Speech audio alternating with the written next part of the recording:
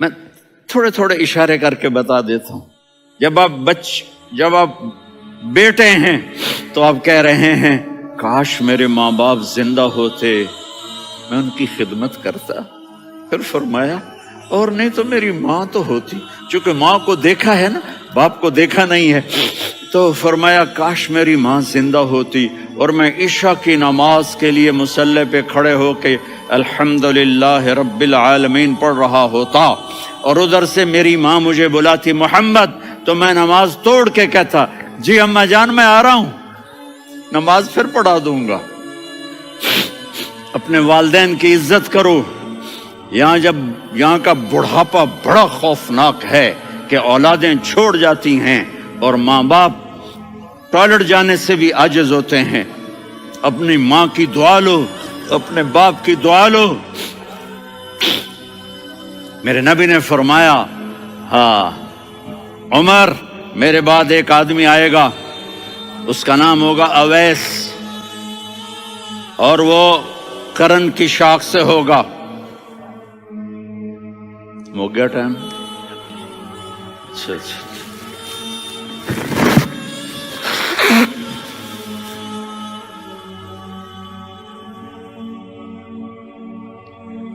اس سے دعا کرانا، علی آپ بھی، عمر آپ بھی. یا رسول اللہ کس لیے؟ کہ اس نے ماں کی ایسی خدمت کی ہے کہ جب ہاتھ اٹھاتا ہے اللہ اس کے ہاتھ خالی نہیں لوٹاتا. حضرت عمر رضی اللہ تعالی عنہ نے حج کے موسم پر سارے حاجی کھڑے کر لیے، کہا بھائی یمن والے کھڑے رہو باقی بیٹھ جاؤ. تو بیٹھ گئے. پھر فرمایا کہ یمن والے بیٹھ جاؤ، قرن والے کھڑے رہ جاؤ. تو ایک آدمی کھڑا رہا. کہا تم قرنی ہو؟ کہا جی ہاں. اویس کو جانتے ہو؟ جی میرے بھائی کا بیٹا ہے لیکن تھوڑا پاگل سا ہے، آپ کیوں پوچھ رہے ہیں؟ حضرت عمر نے فرمایا وہ نہیں، تو پاگل ہے. کدھر ہے؟ کہا جی اونٹ چرانے گیا ہے ادھر عرفات کی طرف. تو آپ نے حضرت علی کو ساتھ لیا اور دوڑ لگائی سواری پر. دیکھا تو اویس کرنی ایک کیکر کے نیچے نماز پڑھ رہے تھے اور اونٹ چر رہے تھے. تو جب انہوں نے دیکھا کہ دو آدمی آ کے بیٹھ گئے تو انہوں نے نماز شارٹ کٹ کر دی. تو حضرت عمر نے پوچھا کون ہو بھائی؟ کہا جی میں مزدور ہوں. کہا تیرا نام کیا ہے؟ کہا جی اللہ کا بندہ. کہا ارے بھائی تیری ماں نے تیرا نام کیا رکھا ہے؟ اس نے تو نہ حضرت عمر کو دیکھا تھا نہ علی کو. وہ کہنے لگا بھائی تم کون لوگ ہو میرا انٹرویو کرنے والے؟ یہ تو میں اپنی زبان میں کہہ رہا ہوں. تو حضرت علی بولے کہ بھائی یہ ہیں امیر المومنین عمر بن خطاب اور میں ہوں علی بن ابی طالب. تو وہ ایسے کانپنے لگے. میں معافی چاہتا ہوں، میں پہلی دفعہ آیا ہوں، میں نے آپ کو دیکھا نہیں. فرمائیے آپ. حضرت عمر نے کہا ہاتھ اٹھا ہمارے لیے دعا کر. تو وہ رونے لگے. آپ نبی کے صحابی، میں عاجز مسکین، میں دعا کروں؟ میری اوقات ہے میں دعا کروں؟ کہاں؟ ہمیں ہمارے نبی نے فرمایا تھا اویس آئے تو دعا کروانی ہے. عمر اور علی جیسی ہستیوں کو دعا کے لیے کہا جا رہا ہے. پیچھے تہجد ہے؟ نہیں. جہاد ہے؟ نہیں. علم ہے؟ نہیں. نماز ہے؟ نہیں. روزہ ہے؟ نہیں. زکوٰۃ ہے؟ نہیں. خیرات ہے؟ نہیں. کیا ہے؟ ماں کی خدمت، ماں کی خدمت، ماں کی خدمت. میرے نبی نے فرمایا لوگ جنت میں چلیں گے، اویس چلے گا. جب گیٹ پر پہنچے گا تو اللہ کہیں گے اویس کو پیچھے ہٹا دو، باقی اندر چلے جاؤ. تو اویس کرنے ڈر جائیں گے کہ یا اللہ جنت کے دروازے پر مجھے پیچھے ہٹا دیا. تو اللہ کہیں گے پیچھے دیکھو، ویسے پیچھے مڑ کے دیکھیں گے تو لوگوں کا مجمع ہوگا جو جہنم میں جا رہے ہوں گے، ایمان والے، گنہگار مسلمان. تو میرا اللہ کہے گا اویس اپنی انگلی کو پھیرتا جا، جس پر تیری انگلی پڑے گی تیری تو فیل سب کو جنت میں ڈال دوں گا. یہ ماں ہے، صرف ڈالر ہی سب کچھ نہیں ہے، یہ ماں ہے. میرے نبی نے فرمایا اب تیرا باپ تیری جنت کا سب سے بڑا دروازہ ہے. اگر تو نے باپ کو ناراض کر کے موت پائی تو تیرے لیے جنت کا دروازہ کھل نہ سکے گا. یہ باپ کا مقام ہے. پھر آپ نے 11 شادیاں کی. کیوں کی؟ سنو حدیث، ما تزوجت وما زوجت الا بوحی من السماء نزل به جبریل. کہا میرے ساتھیوں سنو، اللہ کی قسم میں نے کوئی شادی اپنی مرضی سے نہیں کی. میرے اللہ نے فرمایا یہاں کرو، میں نے کی. میں نے اپنی بیٹی وہاں دی جہاں میرے اللہ نے فرمایا.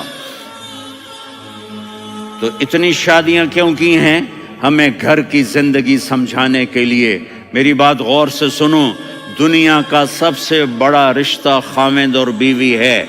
سب سے مقدس رشتہ ماں باپ ہے، لیکن سب سے بڑا رشتہ خاوند اور بیوی ہے. جب یہ ٹوٹ جاتا ہے تو پوری نسل برباد ہو جاتی ہے.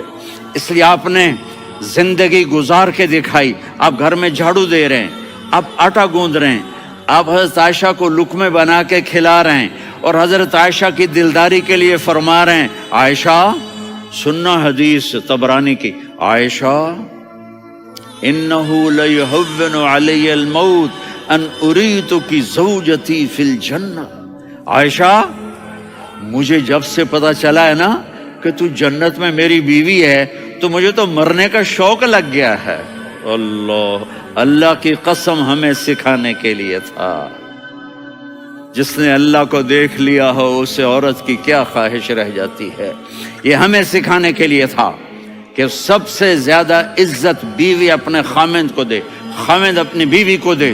ہن لباس لکم وانتم لباس لہن، تمہاری بیوی تمہارا لباس ہے. اور اللہ بیوی سے کہتا تیرا خاوند تیرا لباس ہے.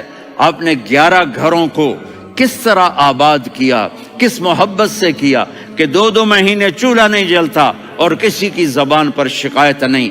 یہ حسن سلوک، یہ محبت. حضرت عائشہ کی عمر تھوڑی تھی، جہاد کے سفر سے واپسی ہو رہی تو آپ نے صحابہ سے کہا بھی چلے جاؤ سارے آگے چلے گئے تو صرف آپ دونوں رہ گئے. تو آپ نے کہا عائشہ دوڑ لگائیں. سبحان اللہ. حضرت اما عائشہ نے نہیں کہا، میرے نے عائشہ دوڑ لگائیں. میں کہا جی لگائیں. تو کہنے لگے ہمیں دوڑ لگائی. تو کہنے لگے میں آگے نکل گئی، آپ پیچھے رہ گئے. چند سال گزرے تو پھر ہم جہاد کے سفر سے آ رہے تھے تو آپ نے کہا صحابہ سے جاؤ بھی چلے جاؤ آگے آگے آگے آگے. وہ غائب ہو گئے. پھر آپ نے کہا عائشہ دوڑ لگائیں. تو میں نے کہا جی لگائیں. کون دنوں ذرا میں موٹی ہو گئی تھی، تو جب دوڑ لگی تو میرے نبی آگے نکل گئے، میں پیچھے رہ گئی. تو ہم نے کہا ہاذہ بتلک، عائشہ تو میں اب برابر ہو گئے. ایک دوڑ تم نے جیتی، ایک دوڑ میں نے جیتی. یہ ہمیں گھر کی زندگی سکھانے کے لیے تھا کہ گھر میں بیوی کے ساتھ کیسا ہونا چاہیے. اور عورتوں کے لیے کہا اگر میری شریعت میں سجدہ ہوتا تو میں بیوی سے کہتا اپنے خاوند کو سجدہ کرے، تاکہ ایک نسل تیار ہو. بیلنس زندگی گزارو. میں نے کل بھی کہا تھا، آج بھی کہہ رہا ہوں، امبیلنس لائف ہماری اولاد کو تباہ کر رہی ہے. میرے پاس